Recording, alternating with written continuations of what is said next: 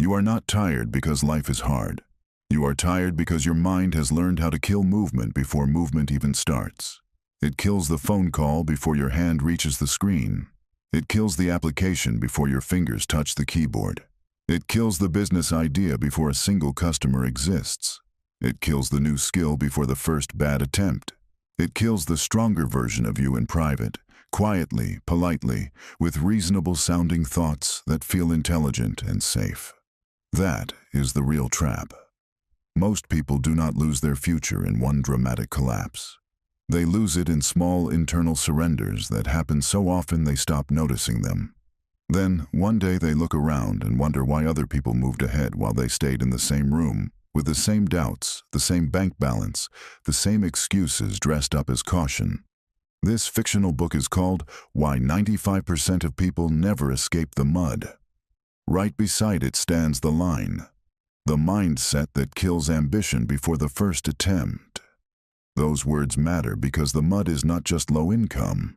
The mud is mental drag. The mud is hesitation that calls itself maturity. The mud is self-protection that looks like planning.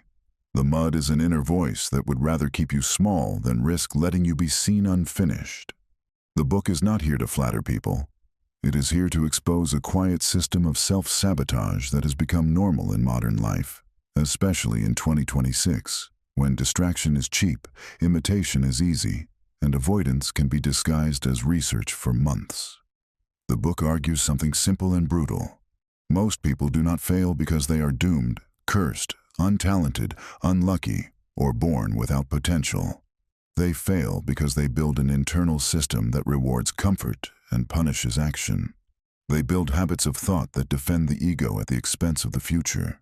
They train themselves to seek relief instead of direction. They become experts at delaying discomfort, and then they act shocked when delay becomes identity. They keep saying they want more money, more freedom, more confidence, more respect, more options, more life. But when the moment comes to behave like a person who could hold those things, they shrink. Not because they cannot move, but because their mind has learned to treat movement as danger. Read that again in your own head. Movement becomes danger. Not failure, not poverty, not wasted time. Movement. That is why so many intelligent people remain stuck. They do not need more information.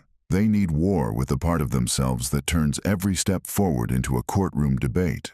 They need to stop putting every possible move on trial. They need to stop asking frightened questions and then bowing to the answers. What if I embarrass myself? What if I start and stop? What if I am not naturally good? What if I waste my time? What if people judge me? What if there are already too many people doing this? What if I am late? What if I fail publicly? What if I try hard and still do not win? Listen to those thoughts closely. They sound like logic, but their function is protection, not truth. That is one of the core ideas of this book.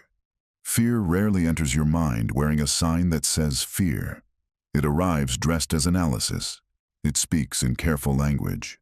It presents itself as wisdom. It says, maybe later. It says, wait until things calm down. It says you need a cleaner plan. It says you should learn a little more first. It says now is not the time. It says do not rush. It says you should be realistic. It says other people can pull this off because they have some special trait you do not have. It says one wrong move could ruin everything. It says your standards are high when the truth is your tolerance for discomfort is low. And because the language sounds sober, mature, and responsible, people obey it for years. The book tears that mask off. It shows that hesitation is rarely about timing. It is usually about identity. A person does not delay because the market is not perfect or because their calendar is too busy. They delay because action threatens the story they have built about who they are. If they try and struggle, they will have to stop calling themselves secretly gifted and start facing the ordinary truth that skill is earned in public imperfection. If they try and fail, they will have to let go of the fantasy that they could have succeeded easily if they had really gone for it. If they try and are average at first, they will have to live without the comfort of potential. Potential asks for applause while doing nothing. Action asks for humility while doing everything. That point matters more in 2026 than ever before. We live in an age where it is easy to perform ambition without paying the price of ambition. A person can spend 6 hours watching content about discipline, productivity, money, skill stacking, creator growth, business systems, trading, fitness, AI, leadership, and habits, and still do nothing that changes tomorrow morning. A person can build an online identity around plans they have not executed. They can talk about personal growth while avoiding every situation that would require growth. They can buy another app, another course, another subscription, another tool, another template, another notebook, another workflow, another AI assistant, another productivity dashboard, and still remain exactly who they were before. Information has never been easier to collect. Transformation has never been easier to fake. That is why the swamp is deeper now. In older times, procrastination looked like procrastination. In 2026, procrastination can look polished. It can look optimized. It can look entrepreneurial. It can look self-aware. A person can say they are building something when they are only browsing possibilities. They can say they are preparing when they are avoiding exposure. They can say they are researching when they are feeding uncertainty. They can say they are refining the strategy when they are delaying the first visible move. They can say they are using AI to move faster, while quietly using AI as a hiding place so they never build their own judgment, taste, or skill. The tools are not the problem. The problem is the person who keeps using tools to postpone becoming dangerous with their own hands and mind.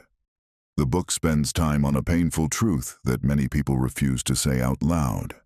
Intelligence often becomes a prison. Not low intelligence, high intelligence. The person who can see 10 possible problems before acting often mistakes that ability for superiority. They think because they can predict friction, they are above people who just start. But life keeps rewarding the people who start ugly and learn fast, while punishing the people who think beautifully and remain still. The overthinker worships accuracy. The doer collects evidence. The overthinker wants the first move to feel justified. The doer understands that motion creates clarity. The overthinker wants confidence before action. The doer gains confidence from action.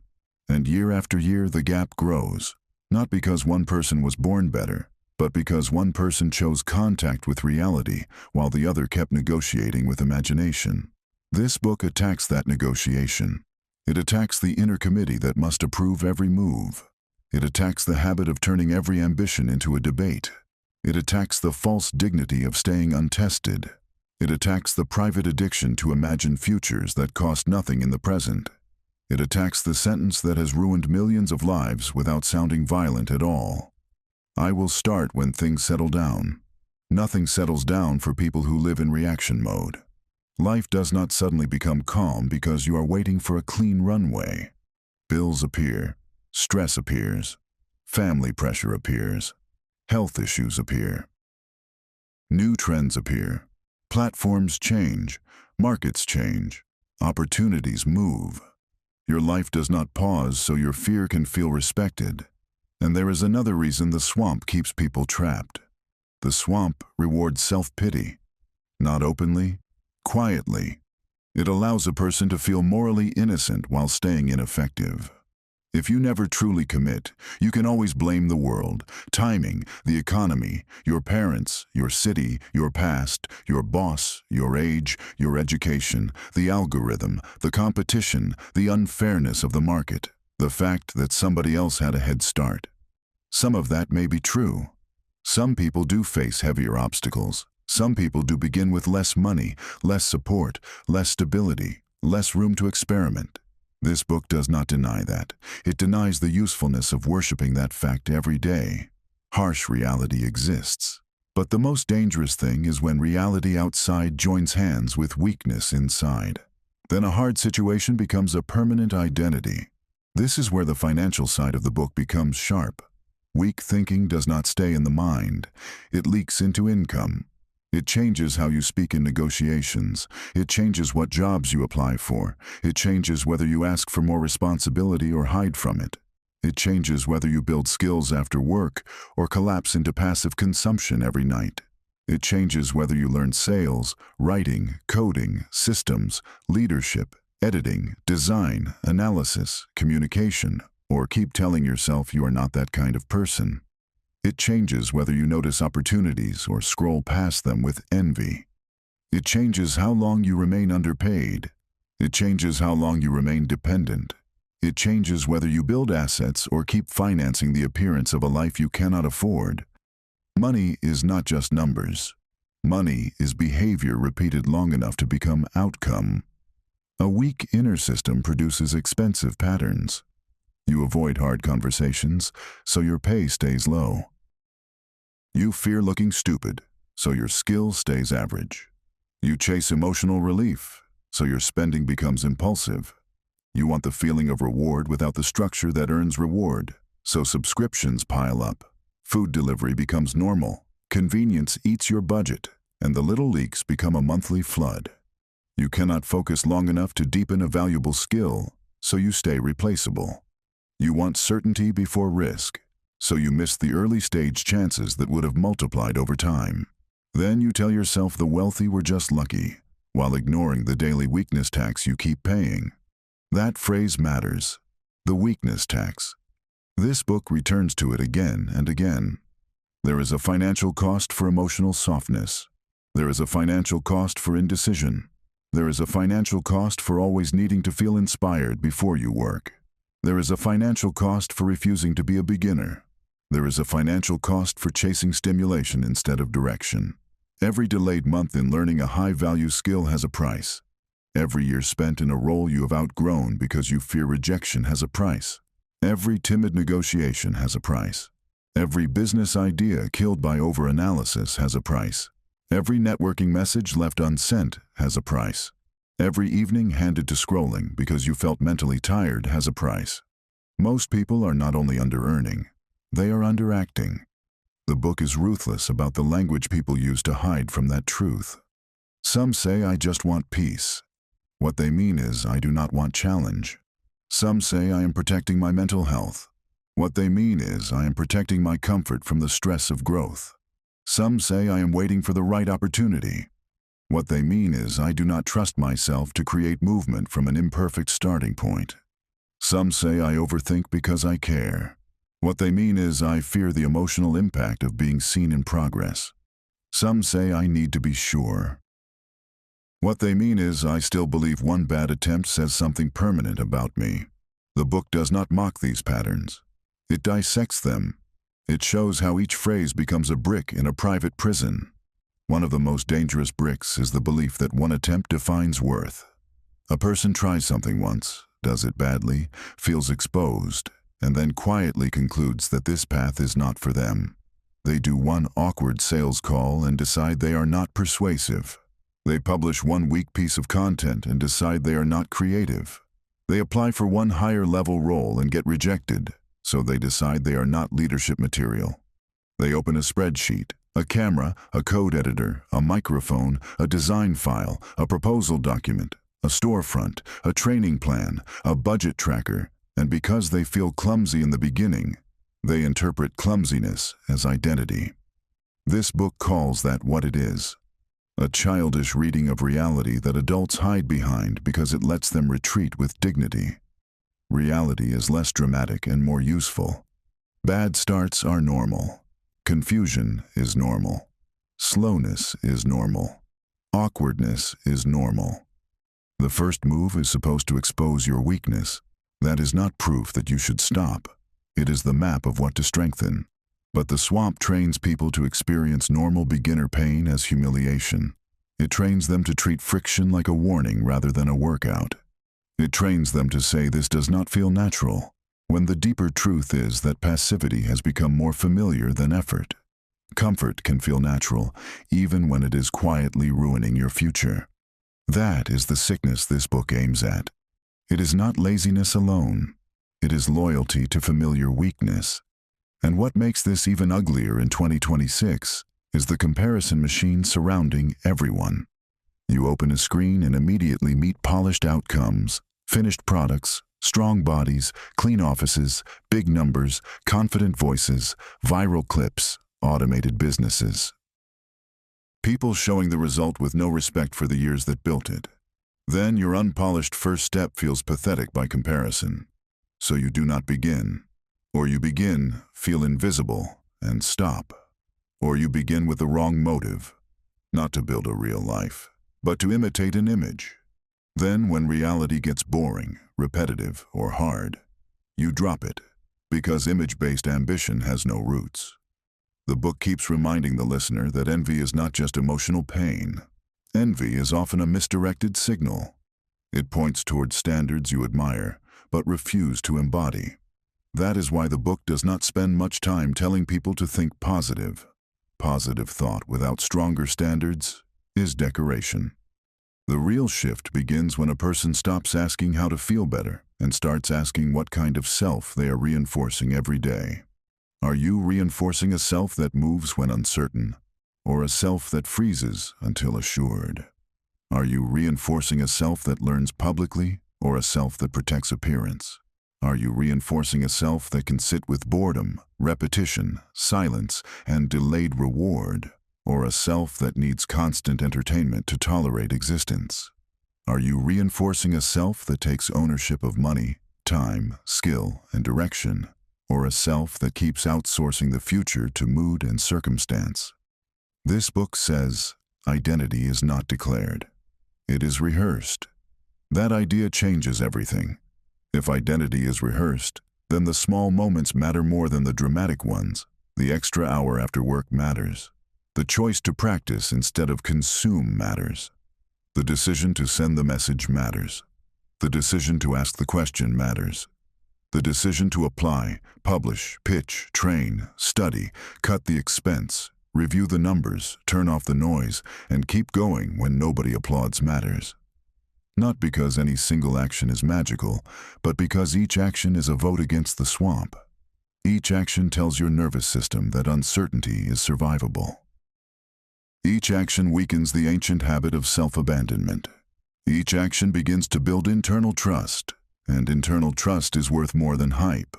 A person with self-trust can recover from setbacks. A person without it collapses at every fluctuation. The book is also clear that the swamp is not always loud negativity. Sometimes it is soft permission. It sounds like this. You had a long day. You deserve to switch off. You have been stressed lately. Do not pressure yourself. You can miss tonight. It is not a big deal. You can restart next week. You can buy this now and get serious later. You can skip the hard part because you already know the theory.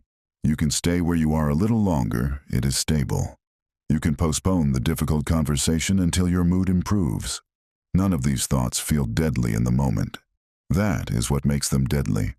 Life is rarely wrecked by one obvious disaster.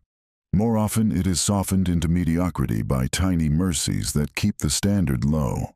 This is why discipline appears in the book not as punishment, but as a rescue system. Weak people think discipline is a cage because they worship short-term choice. Strong people learn that discipline is a shield because it protects them from the worst version of their own mind. Without structure, mood becomes government. Without rules, appetite becomes strategy. Without standards, convenience becomes destiny. When a person says they want freedom but hates discipline, the book answers with a hard truth. What you call freedom may just be ungoverned weakness. Real freedom is being able to direct yourself even when your feelings pull the other way. Real freedom is not spending your future for relief in the present. Real freedom is not needing a crisis to behave like your life matters. Look at modern money behavior through that lens and everything becomes clearer. People say they cannot get ahead financially, yet they have no system for where their money goes. They know every trend, every meme stock headline, every creator scandal, every app update, every rumor about some new side hustle, but they do not know last month's spending leaks. They will spend hours comparing gadgets, clothes, subscriptions, and tiny comforts, but resist spending that same energy building a useful service, a sharper skill, or a better negotiation ability. They say they need more income, yet refuse the daily boredom required to become valuable. They want a dramatic fix because daily structure feels beneath them. The book crushes that fantasy. Wealth is not built by emotional spikes. It is built by repeated acts of adult self-command. And that applies whether you want to climb inside a company, build something on the side, freelance, create, sell, or simply stop feeling weak around money. Your income usually rises when your identity becomes harder to negotiate with.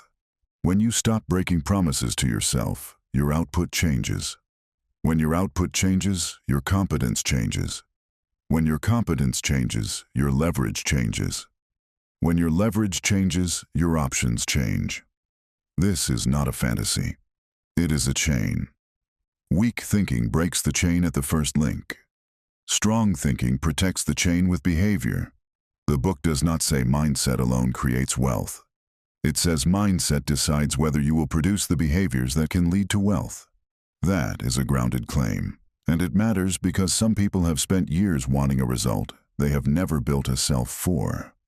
One section of the book goes after the addiction to readiness. This is one of the hidden gods of weak modern life. People worship feeling ready. They want a clean internal signal that says, now you may begin, now you are prepared, now you have earned permission, now the fear is gone, now the path makes sense, now the outcome looks favorable. But readiness is often a myth. In most meaningful areas, action does not follow readiness. Readiness follows repeated action. You become ready by entering reality sooner than your nerves prefer. You become ready by surviving the first 10 messy efforts. You become ready by gathering scars, data, contacts, patterns, and competence. The swamp teaches people to wait for a green light from their emotions. The book teaches that many green lights only appear after the car is already moving. That lesson lands hardest with people who secretly think they need to become a different kind of person before they can act differently. They say, I am just not naturally disciplined. I am not a business person. I am not the type who networks. I am not built for public work. I am bad with money. I am too scattered. I always quit. I missed my window. I am too old for this. I am too late to start. The book attacks these identity statements because they freeze a temporary pattern into permanent law. Human beings are too eager to write biographies from current behavior. You acted weak for 3 years, so now you think weakness is your nature. You handled money poorly, so now you think poor handling is your identity. That is nonsense. Repeated behavior is real, but it is not sacred. It can be interrupted. Still, interruption does not happen through hope alone. That is another major idea here. Hope without system turns into another soothing drug. The book asks harder questions. What do you do when you are bored?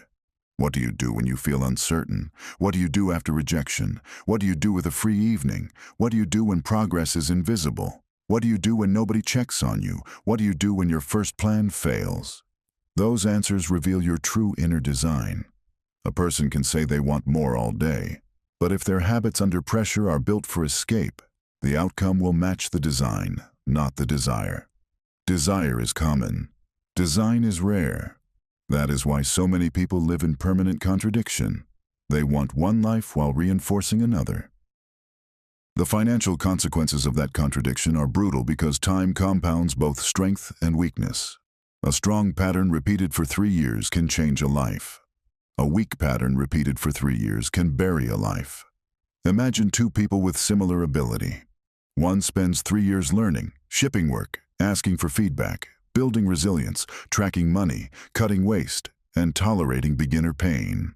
The other spends 3 years consuming advice, revising plans, waiting for a cleaner moment, soothing themselves after minor setbacks, and staying loyal to comfort. At the end of those years, the difference will look like talent, luck, confidence, charisma, maybe even destiny. It was not destiny. It was internal policy. One person kept moving through discomfort.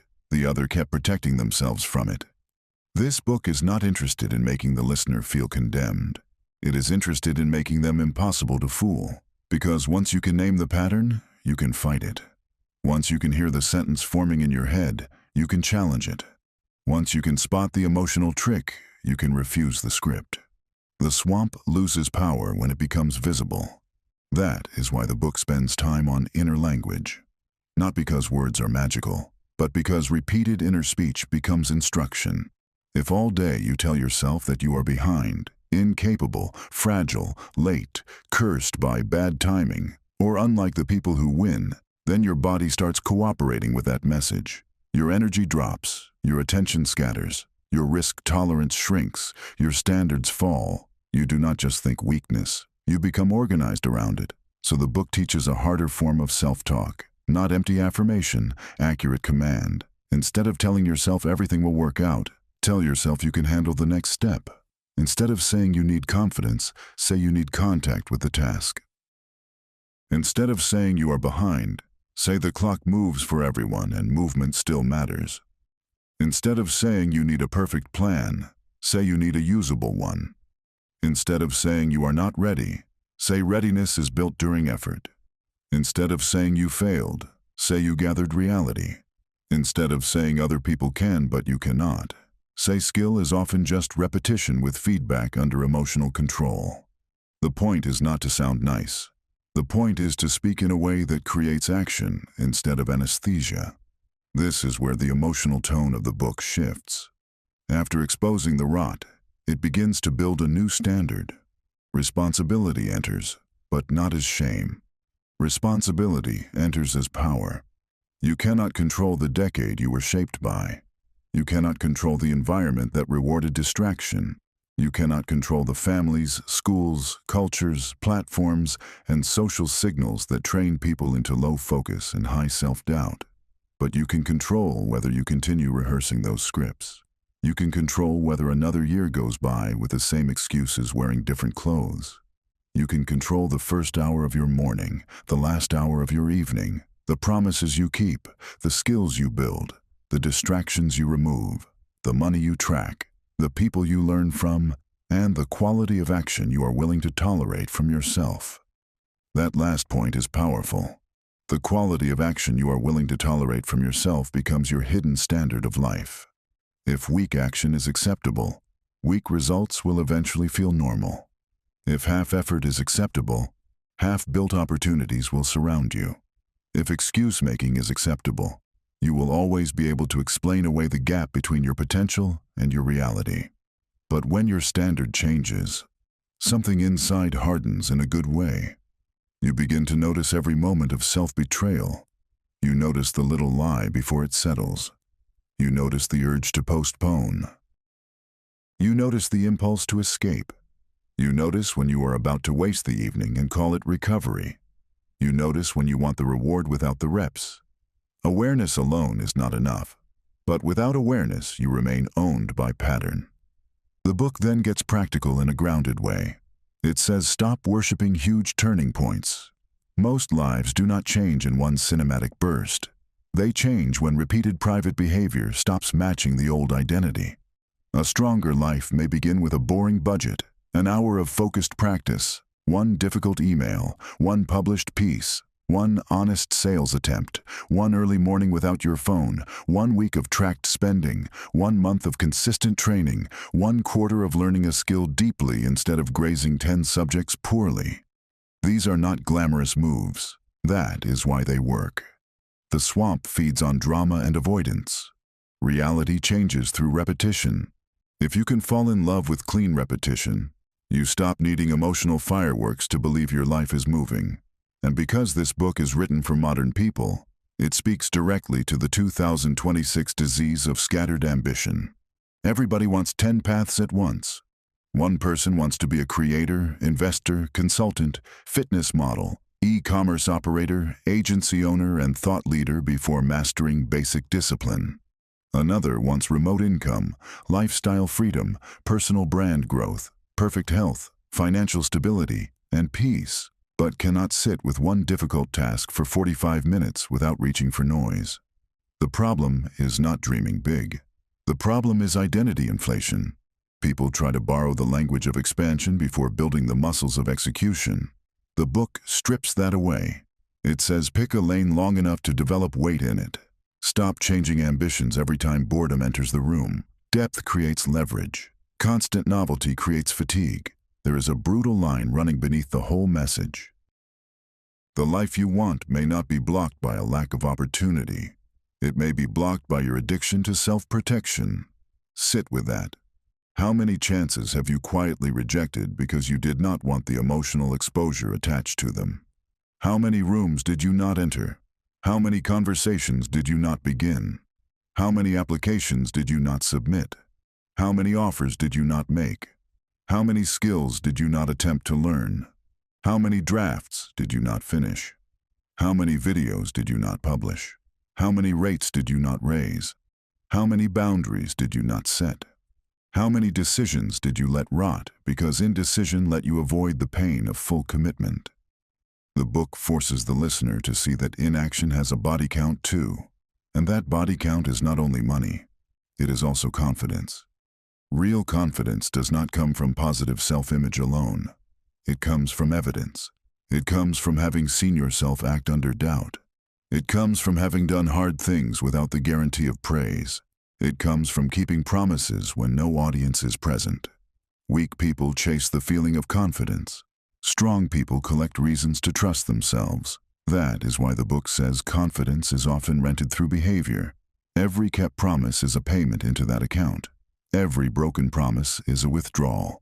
When you repeatedly tell yourself you will start, study, train, save, build, apply, quit the waste, fix the habit, and then you do not, you are not just losing time.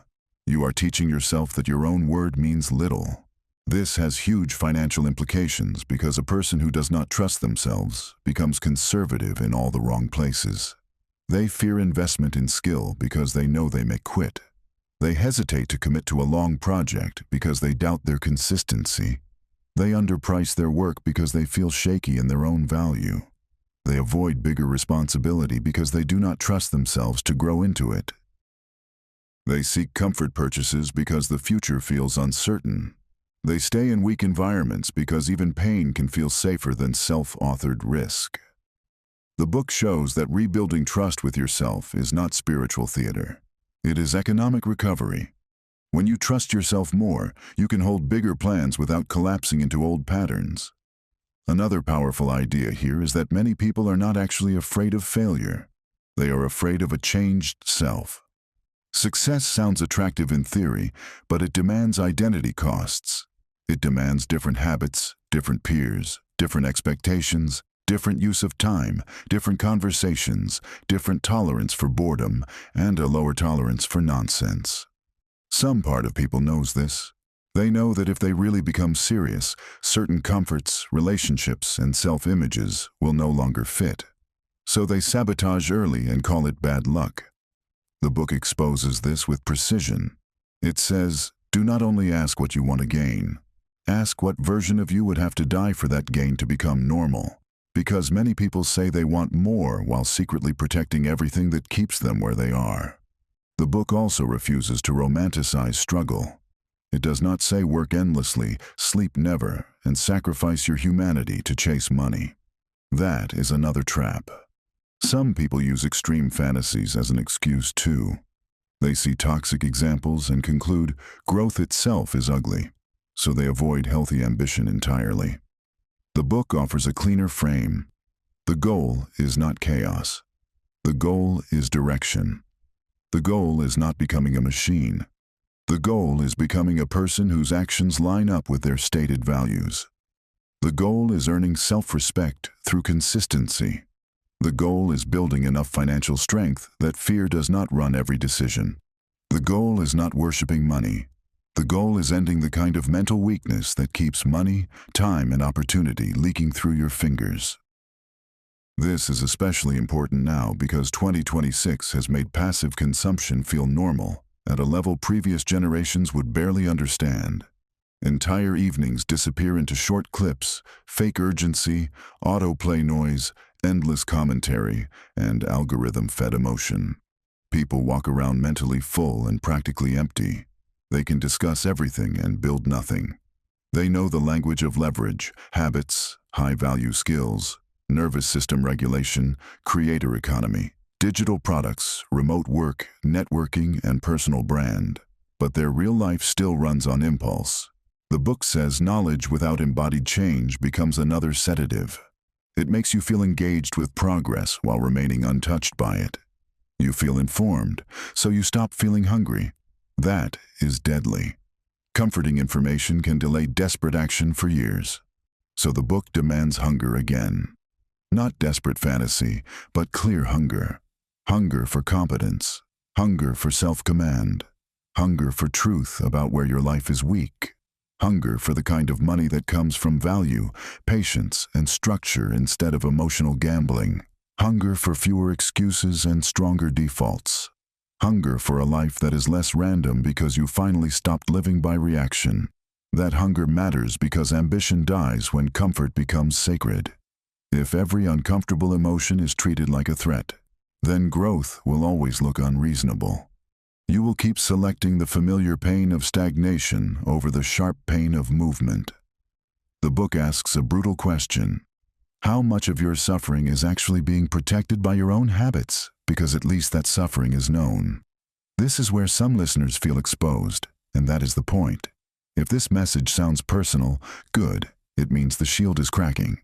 And if you recognize yourself in it, if you can feel some part of your own excuses rising to defend themselves right now, press like on this video. Not as a ritual. As a tiny act of honesty. A signal that you are done hiding from the pattern. A signal that you would rather be challenged than comforted. It sounds small, but small acts matter when they represent a different identity. A person changes long before the visible results arrive. Change begins the moment truth stops feeling like an insult and starts feeling like a lever. The book then moves into one of its strongest arguments. Weakness is not just the absence of strength. Weakness is trained compliance with the easier impulse. That means strength is trainable. Not instantly, not dramatically, but trainable. You can train yourself to start before you feel clean. You can train yourself to finish boring tasks. You can train yourself to sit with doubt without obeying it. You can train yourself to review your finances without emotional collapse. You can train yourself to ask for more, charge more, learn more, focus longer, speak more directly, and recover faster. The swamp wants people to think their patterns are permanent, because permanence kills effort. The book answers with a harder truth. Change is possible, but only for people who stop negotiating with every uncomfortable feeling. And that means replacing old mental laws with stronger ones.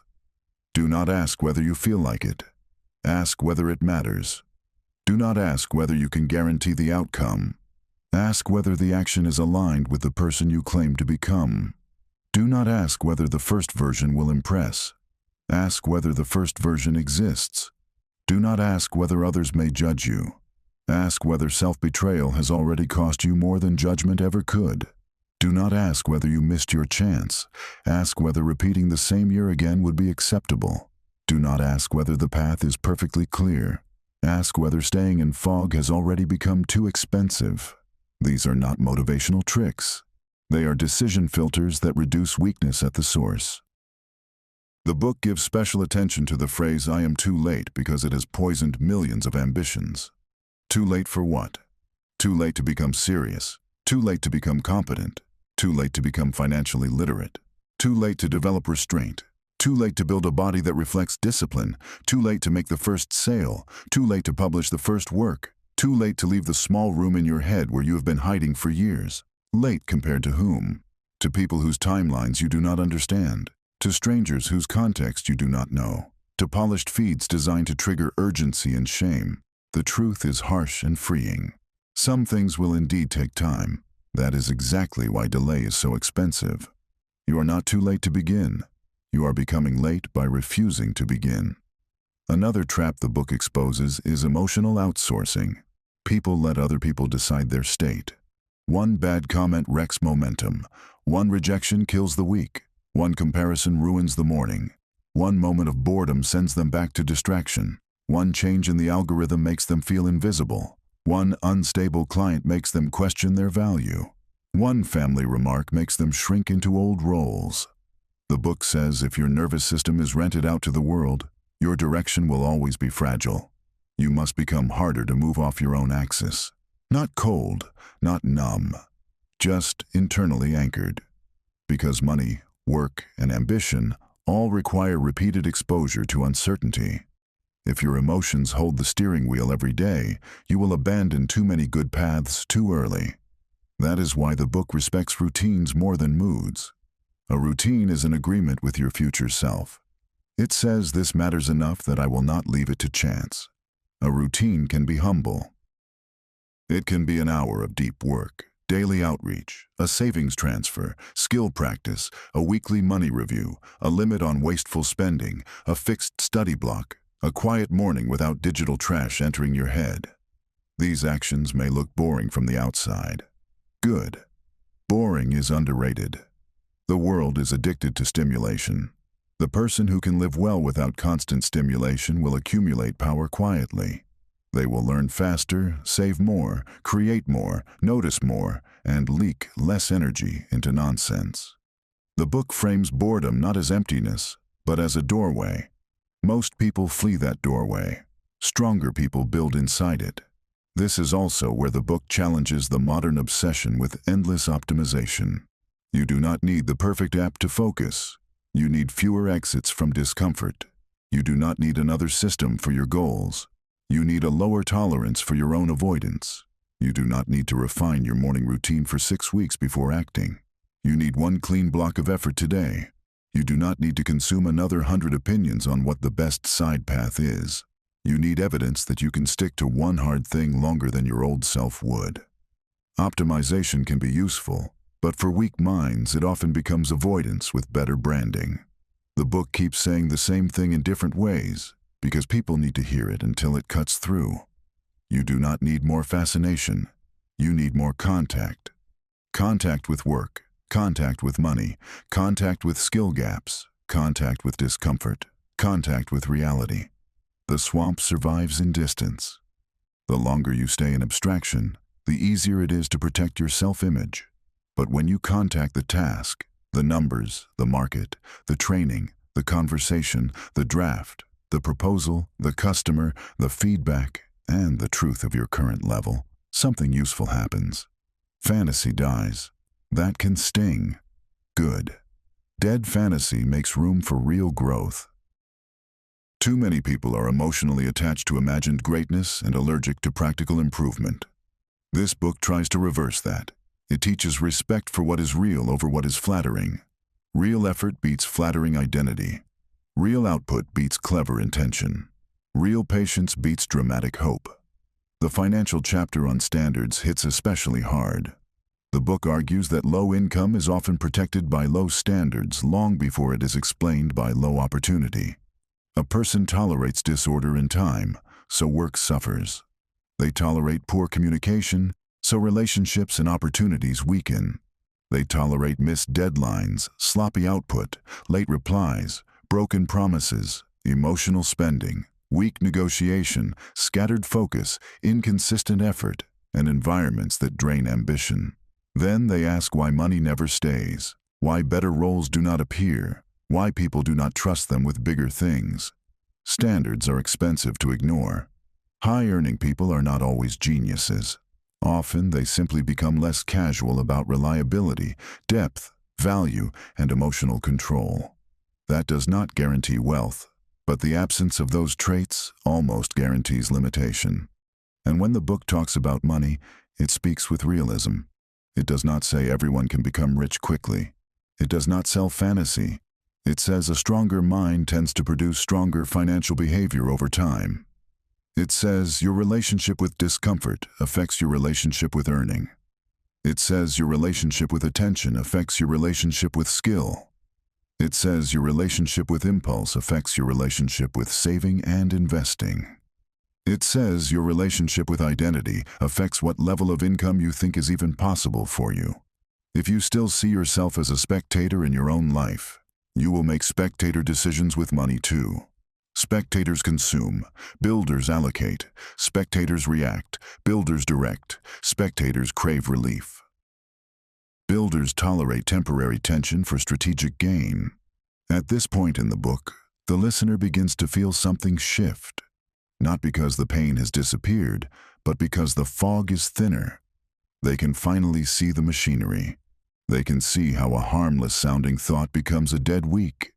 They can see how a dead week becomes a lost quarter. They can see how a lost quarter becomes a repeated year. They can see how repeated years turn into a life story that feels unfair, mysterious, and impossible to reverse. But now the story has a structure, and anything with structure can be challenged. That is the awakening the book wants. Not emotion for its own sake, not hype. Clarity. Cold, useful clarity about the cost of self-betrayal and the possibility of becoming a person who stops doing it. And when that clarity lands, the book invites another act. Subscribe if you want more messages like this, not because empty motivation helps, but because weak thinking survives in isolation. Strong ideas need repetition until they become reflex. Subscribe if you want your feed to challenge you instead of sedating you. Subscribe if you want more videos that connect behavior to money, identity to action, and modern distractions to long-term cost. Your environment shapes you more than your intentions admit. So build an environment that speaks to the part of you that wants standards, not just stimulation. The book then gets even more direct about modern excuses. People say AI changed everything, so why bother mastering anything? The book answers that tools do not erase the value of judgment, originality, consistency, communication, trust, execution, and depth. Weak people use tools to imitate competence. Strong people use tools to multiply competence. People say the algorithm is unstable, so there is no point building. The book answers that instability is exactly why seriousness matters. Surface players get wiped by change. Deep players adapt because their value does not depend on one format alone. People say the economy is uncertain, so they should stay safe. The book answers that uncertainty punishes drift more than direction. Safety without growth often becomes slow decline. In unstable times, internal strength matters more, not less. There is a brilliant section on approval. Many people do not fail because they lack ideas. They fail because they want permission from invisible judges. They want family to approve, peers to approve, the market to approve, the internet to approve, old versions of themselves to approve. They want to make a move that nobody can question. Such a move does not exist. Every meaningful direction makes some people uncomfortable. Every visible attempt creates the possibility of misunderstanding. If you need universal approval to move, you will die waiting. The book reframes this beautifully. Approval is not the fuel of serious action. Alignment is. If the move fits the future you are trying to build, it deserves your effort whether or not the room claps yet. Mature ambition does not beg the crowd. It builds evidence. Evidence is the word that keeps returning. Want more confidence? Build evidence. Want more income? Build evidence of value. Want more self-respect? Build evidence of kept promises. Want more clarity? Build evidence through contact with the task. Want to feel less behind? Build evidence of consistent motion. This is one of the most liberating parts of the script because it takes the listener out of abstract self-judgment and puts them back into process. You do not need to solve your whole identity tonight. You need evidence that tonight is different from last month. One strong evening can be evidence. 1 week of controlled spending can be evidence. 1 month of shipping work can be evidence. 1 honest conversation can be evidence. Evidence heals faster than theory because it gives the mind something real to stand on. And from there, the book builds a new image of ambition. Not loud ambition, not arrogant ambition, clean ambition, ambition that wakes up and does what matters before the world gets a vote. Ambition that tracks the numbers instead of fearing them. Ambition that is willing to be boring when boring is required. Ambition that says no to weak pleasures that keep tomorrow small. Ambition that values peace enough to earn it through order, not demand it while living chaotically. Ambition that stops performing and starts building. Ambition that does not need daily reassurance because it has standards. Ambition that can take a hit and continue. Ambition that treats discipline not as some harsh moral virtue, but as the practical language of self-respect. By now, the meaning of the mud becomes wider. The mud is not just being broke. A person can have money and still live in the mud if they remain ruled by avoidance, approval, impulse, and fear. A person can look polished and still live in the mud if they are terrified of real challenge. A person can speak beautifully and still live in the mud if their life is built on reaction. The mud is any state where your deeper capacity is suffocated by the habits that keep you emotionally safe and strategically weak. That is why this fictional book matters. It is not really a book about money alone. It is a book about refusing self-betrayal in all the places where self-betrayal later becomes money problems, confidence problems, relationship problems, and direction problems. The final movement of the book is almost a demand. Stop waiting for a version of life where courage feels easy. Stop building a philosophy around your own hesitation. Stop treating every emotion as instruction. Stop letting one bad day become an excuse for another wasted month. Stop using your intelligence to build better excuses than other people. Stop calling passivity realism. Stop calling fear caution. Stop calling delay preparation. Stop calling self-abandonment patience. Stop calling your weak habits personality. Your life is being shaped whether you act or not. The question is whether you will shape it with intent or let your smallest impulses keep deciding it for you. And here is the part that cuts deepest. The swamp often feels familiar enough that people defend it. They defend the routines that drain them. They defend the spending that weakens them. They defend the people who normalize low standards. They defend the environment that keeps them passive because at least it does not demand transformation. They defend the weak inner voice because it sounds like care. This book asks you to betray the part of yourself that has been betraying you. That is the real turning point. Not becoming happier overnight. Not becoming rich overnight. Becoming unwilling to keep cooperating with the thoughts and habits that keep your future small. Once that refusal is real, everything can begin to change. If this message has hit you where it needed to hit, leave one word in the comments. Move. Not because a comment changes your life, but because naming a decision gives it weight. Move if you are done romanticizing thought without action. Move if you are tired of being mentally busy and practically stuck. Move if you are ready to stop protecting the ego and start building evidence. And if you want future videos that break down the hidden patterns behind low income, weak focus, self-sabotage, and modern passivity, let that word tell me exactly what kind of fire you want next. The book closes not with comfort, but with a clear charge. You do not need to become fearless to escape the mud. You need to become less obedient to fear. You do not need the perfect year. You need the next honest decision. You do not need a new personality delivered from the sky. You need repeated moments where you act against the old one. You do not need to know the entire path. You need enough self-respect to stop wasting the day in front of you. You do not need faster motivation. You need stronger standards. You do not need more fantasies about the life you want. You need cleaner proof that you are becoming the kind of person who can hold it. Because the brutal truth is this: your life is not only shaped by what you desire, it is shaped by what your daily behavior proves you are willing to carry. Money comes to structure more easily than to chaos. Opportunity comes to visible movement more easily than to hidden intention. Confidence comes to evidence more easily than to imagination. Respect comes to reliability more easily than to talent alone. Peace comes to people who can govern themselves. Freedom comes to people who stop selling tomorrow for relief today. These are not slogans. They are laws that show up quietly in ordinary lives, week after week, until the result becomes impossible to ignore. So when you look at the title, Why 95% of People Never Escape the Mud, do not read it as an insult. Read it as a warning and an invitation. The warning is that most people remain stuck not because the world is impossible, but because they keep building inner systems that reward the wrong things. The invitation is that once you see the system, you are no longer trapped inside it unconsciously. You can interrupt it. You can build a better one.